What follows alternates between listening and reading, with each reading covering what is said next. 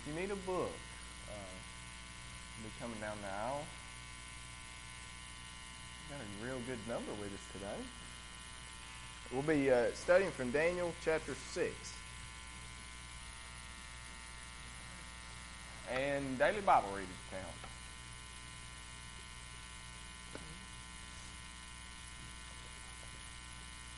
And so far, I consider myself lucky as lessons go. My first lesson was over Shadrach, Meshach, and Abednego, and this one's over Daniel's in the lion's den. So this chapter 6 is by far the most popular and well-known chapter in Daniel. And we'll be studying the first part of it. Chris will have the exciting finish to it, but we will do the build-up.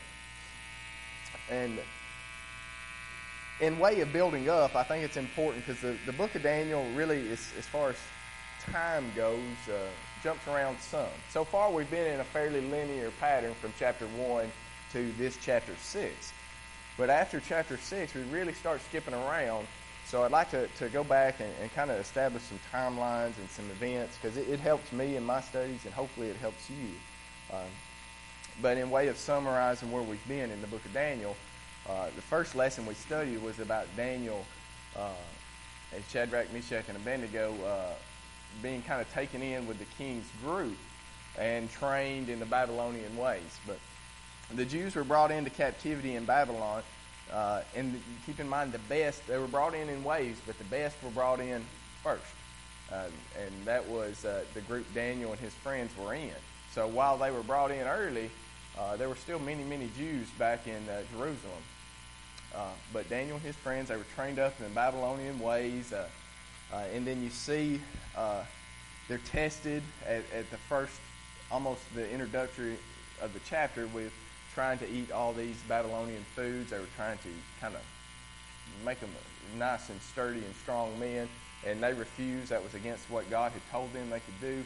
And they outshined the other individuals and was really impressed upon by the king. And then quickly after that period lasted, their training lasted just a few years. You see King Nebuchadnezzar, he becomes the big ruler in Babylon about as soon as he takes Daniel and all his friends from Jerusalem. That was kind of his introductory period of being the ruler. So they kind of come up together. And Daniel interprets his dream just a few years after Daniel and his friends had been in Babylon. And once he does that, him and his friends, Shadrach, Meshach, and Abednego, they had been promoted. They had been elevated above the other people. So they got off to just a really good start in the first few years they were in Babylon. And then we see a time lapse basically between Daniel interpreting that dream. You see the temple in Jerusalem is destroyed in 586 BC. And if you think of when Daniel interpreted that dream, it was 603 BC. So that's a period of about 17 years from Daniel interpreting that dream to Jerusalem being utterly destroyed and the rest of the captives being brought over. We studied recently about the minor prophets. Edward's done a wonderful lesson over that, and you saw so much of that prophecy that took place during that time period. And then we'd studied about Jeremiah not that long ago, too, taking place during that time period. And then the lesson that I taught originally was about Nebuchadnezzar building up this golden image. And in the lesson, it was kind of strange because the previous chapter, Daniel had just interpreted that dream from King Nebuchadnezzar. No one else could do it. He was elevated, and then Nebuchadnezzar, you see him praising God. And then the very next few verses later, you see Nebuchadnezzar building up this golden image. At the time, so I was always wondering about that, but there's a significant time lapse between that and Nebuchadnezzar's dream being interpreted. That was about 17, 18 years. So while Nebuchadnezzar praised God during that time, as time went on, he probably become more puffed up in his own ways. And so he commissioned the building of the golden image. You see a similar plot with Shadrach, Meshach, and Abednego that you're going to see with Daniel here, with people becoming very jealous over their power and over their authority. So they set up a plan to kind of get them in trouble, and they would not bow down to that image, so they were thrown in the fire. God saves them, rescues them. And then Nebuchadnezzar basically reigns from 603, 604 BC to 562 when he dies. So that's a period of 42 years. You see Nebuchadnezzar, and keep in mind, his reign pretty much started with Daniel being placed into Babylon. So there's a big time period between the first Daniel chapter 1 to where we're at kind of going to be right now in the age of Daniel. But Nebuchadnezzar, he reigned for 42 years, and then his son, Evil Merodach. What a name, Evil Merodach. Wasn't that like... he takes over, but he only takes over for a few years, and he's killed, murdered. And then you see a pretty good transition of several kings being slain, murdered. You're looking at probably 3 kings in 3 years. And eventually where we got were Jackie's lesson about Belshazzar and his father. His father had kind of become the new king, Narbondius. But he moves the empire from Babylon to somewhere else. And then he appoints his son, Belshazzar, to kind of oversee and govern Babylon. And he gets a pretty good reign comparing to the other ones. He reigns about 14 years. And you see Daniel... We're in Daniel 6 now, where if you remember where we left off from last week, in Daniel chapter 5, the last 2 verses was that Belshazzar, he had kind of profaned God's temple by drinking wine out of all the nice vases, and God had basically wrote on the wall, and you see Daniel interpret that vision and prophecy. But he is slain that night. In verse 30 of chapter 5, it says, "In that night was Belshazzar, the king of the Chaldeans, slain. And Darius the Median took the kingdom, being about 62 years old." So you see Darius kind of becomes the governor and ruler there. But Belshazzar, he had a good reign of 14 years. And when we get to the next few lessons, Daniel chapter 7 and 8 actually take place under his kingdom. Although in chapter 6, we're not under that time period yet. We're actually done past that. So there's a little flip-flop right there in 7 and 8. But the Medo-Persian Empire begins, and that's where we're kind of at right now. And the Babylonian kingdom had become so corrupt since Nebuchadnezzar's death that it was a pretty easy takeover for Cyrus.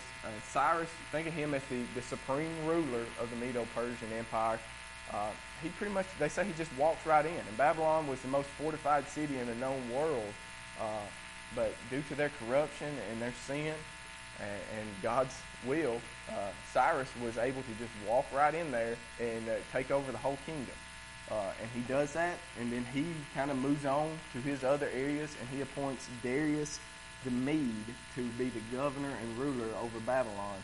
And that's kind of the setting of where we're at right now. And as far as kings go, Cyrus was a pretty good one. He was known for freeing all the slaves anywhere he went. So you see during this transition period that we're not far off from the Jewish people being able to go back to Jerusalem. So as far as time goes from where we were, Daniel chapter 1, to kind of where we are right now, how many years were the Jewish people supposed to be in captivity in Babylon? 70 years. We are in 65 years at this point. We're 65 years into the captivity. So we're in the very end of it. And this, if you just wanted to kind of date Daniel at this point in his life, he's been in captivity 65 years. So if he was taken in captivity at 10, he'd be 75. If he was taken in captivity at 20, he'd be 85. So any way you cut it, Daniel's a pretty old man at this point. No offense to anyone who might be that age. But when you think about him being thrown into the lion's den, I mean, he's up there in years. And from almost the early point, Daniel has been a prominent leader.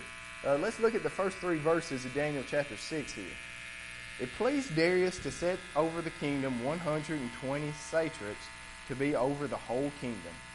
And over these 3 governors, of whom Daniel was one, that the satraps might give account to them, so that the king would suffer no loss.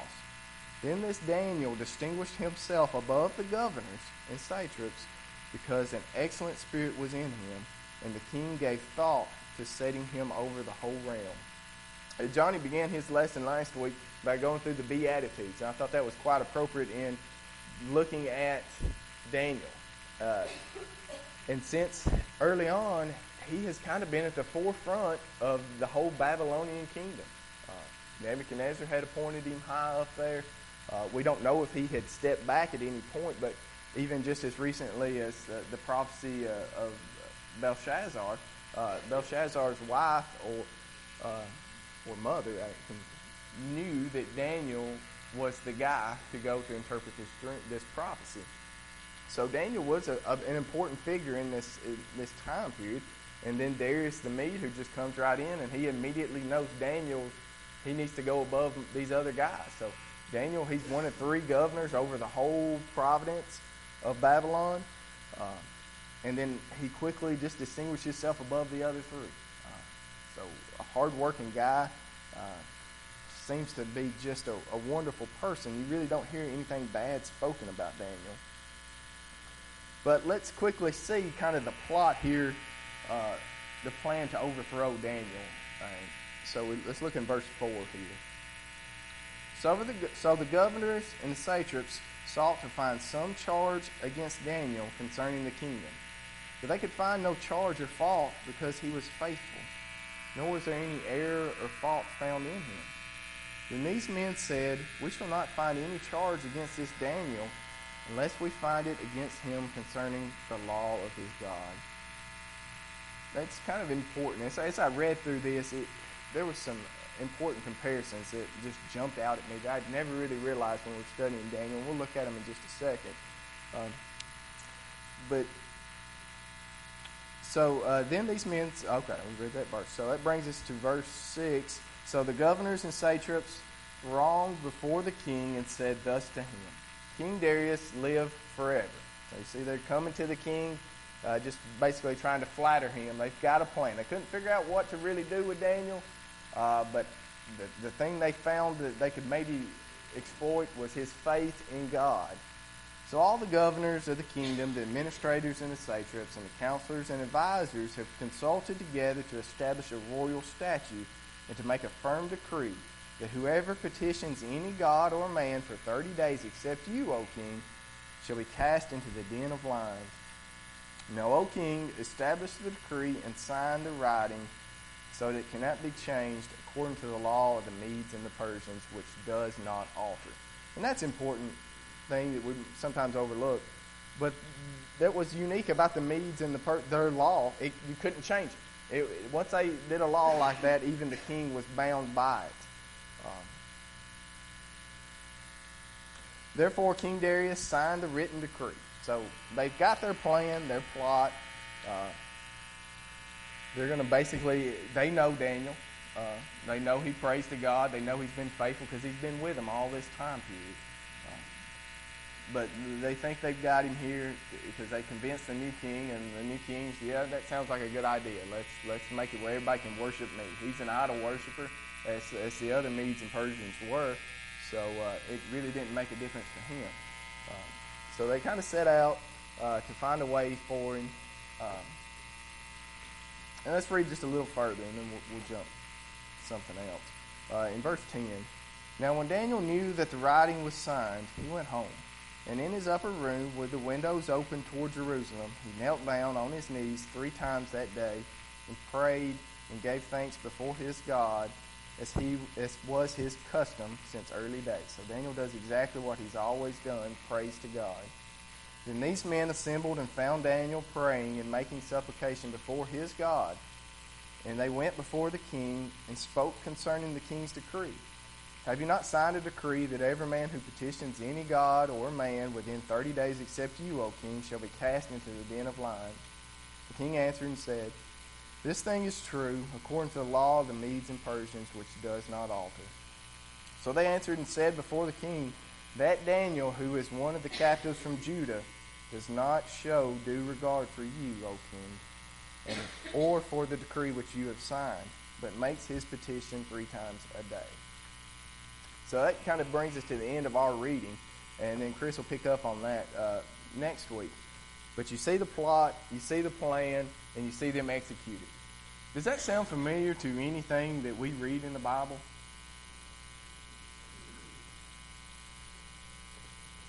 this to me, it just jumped out. And so, like I said, I never really thought about it, the comparisons between Daniel and Jesus. If you look at the people being jealous of Daniel's power, they tried to find a way to exploit that and get him overthrown and get him kind of ruined. You see so many similarities between him and Jesus. And I just did a little research on the internet, and I compiled a list of 17 comparisons.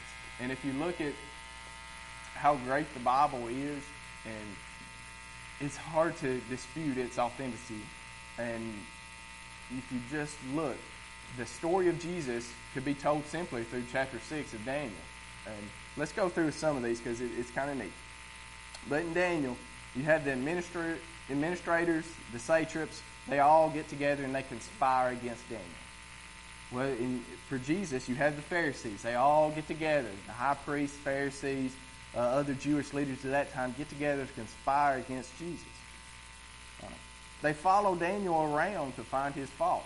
They originally couldn't find any fault in Daniel because they couldn't necessarily go to King Darius and say, you just need to get rid of Daniel because he liked Daniel quite a bit. So they had to follow Daniel around in order to find any fault with him.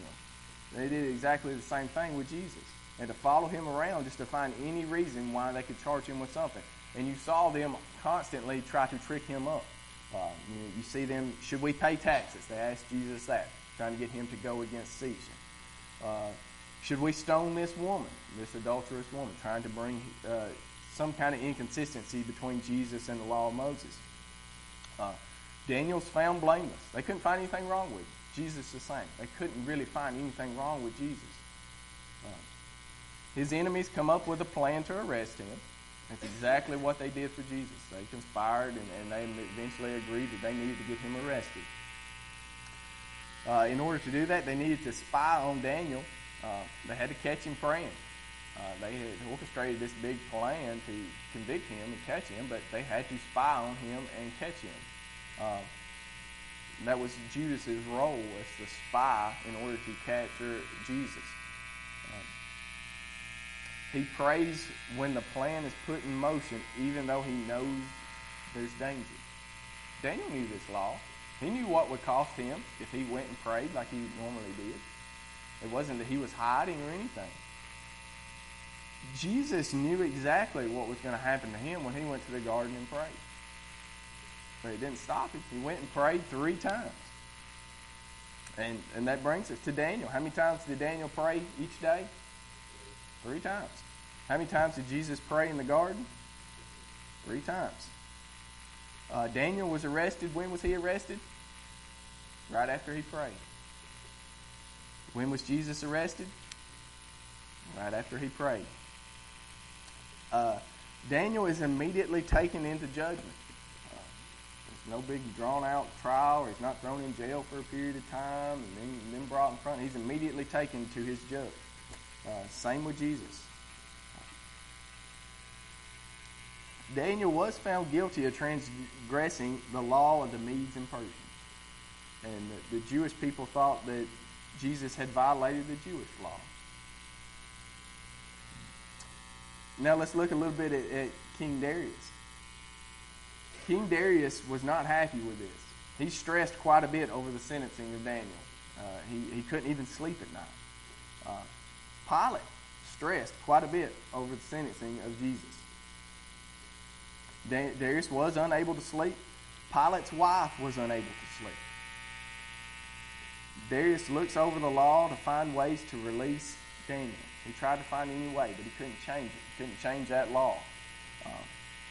So Pilate, he tried to release Jesus. He thought if he offered them Barabbas, or if he offered some way, he'd give them a way to release someone, but they rejected Jesus. He thought they would take Jesus and release him. But they refused, and they'd rather have Barabbas released instead of Jesus. Daniel is placed in a den sealed with a big rock. Jesus is placed in a tomb sealed with a big rock. I thought that one was interesting. Never really thought about that. As you look at Daniel as that den and it's sealed with a big rock, you know how appropriate is that Jesus in his tomb is sealed with a big rock, big stone. There was no way to escape Daniel's lion's den. There was no secret cavern or anything like that. That's the same with Jesus. There was no way for him to escape the tomb. They had guards put on it. The only exit was the one with the stone right there. So there was no way for him to escape. A heavenly being appears to Daniel while he's in the lion's den. An angel appears at the tomb of Jesus. Darius proclaims to the world that God's kingdom will never be destroyed. And that's getting some into our next week's lesson. And then the apostles proclaim God's kingdom to the world. So I thought that was amazing to me. Maybe you find that interesting. If you just look at Daniel chapter 6 in relationship to Jesus' death, burial, and resurrection, it's pretty amazing how the similarities there. And it amazes me that you could dispute the Word of God. And when you see similar instances throughout the Old Testament that are almost word for word what happened to Jesus. Any questions or comments?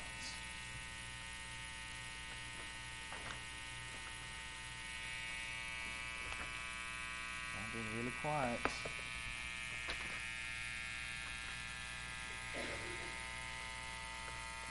But to look at Daniel as a man of faith, he didn't even hesitate.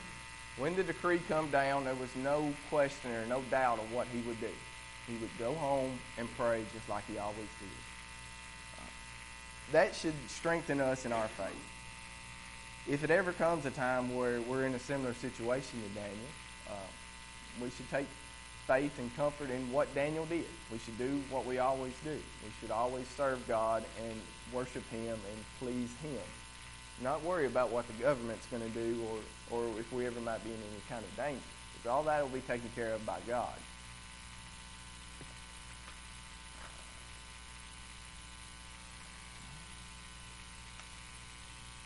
Well, that's actually all I have.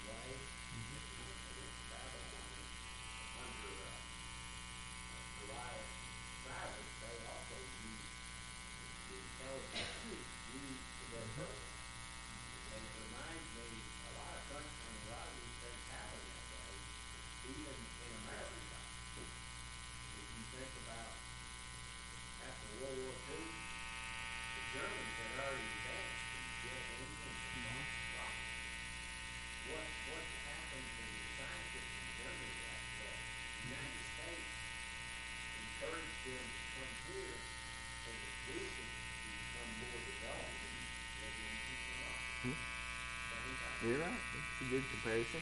And I read there's a good reason why Daniel was chosen as to be one of the governors of the three. And one of the important reasons I think was that he was a slave. He was a captive. So when they come over here and took over Babylon, you wouldn't necessarily want to put the best and the brightest of Babylon to be head over it, because otherwise you're setting yourself up for a revolt and a revolution. So Daniel was just perfect for that role in that he always kind of just did what he was supposed to do with God in his mind. But a lot of people, especially these people who try to trap Daniel, you'll find out their fate next week. They had that in mind. They wanted more power, more authority, and they were jealous that Daniel was getting so much attention and authority and power.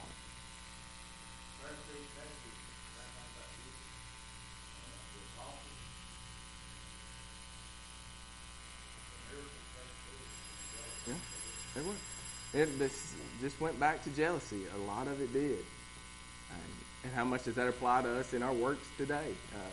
You may work at a place and someone becomes jealous of something you do, or if someone else gets a lot of attention at work, you see jealousy kind of come in, and sometimes you see plots develop. So, yeah.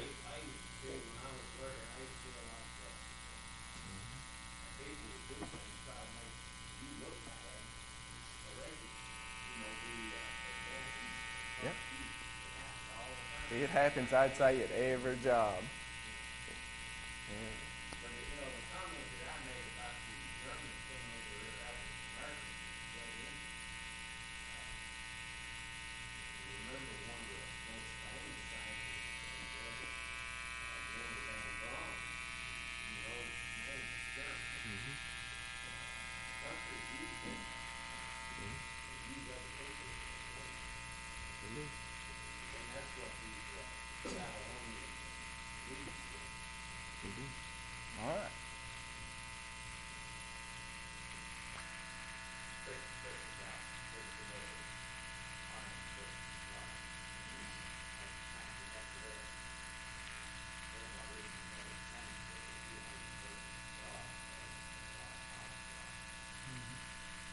Yeah.